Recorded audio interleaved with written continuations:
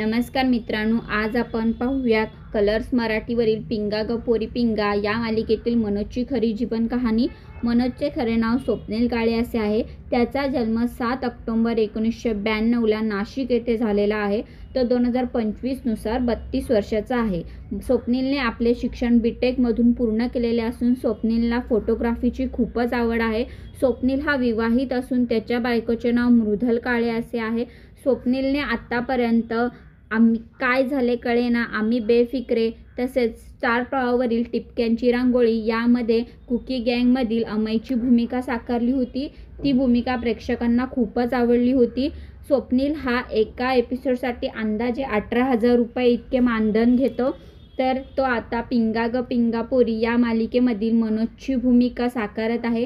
ती भूमिका प्रेक्षकांना खूपच आवडत आहे। तुम्हाला देखील मनोजची भूमिका आवडते का, हे आम्हाला कमेंट करून नक्की सांगा।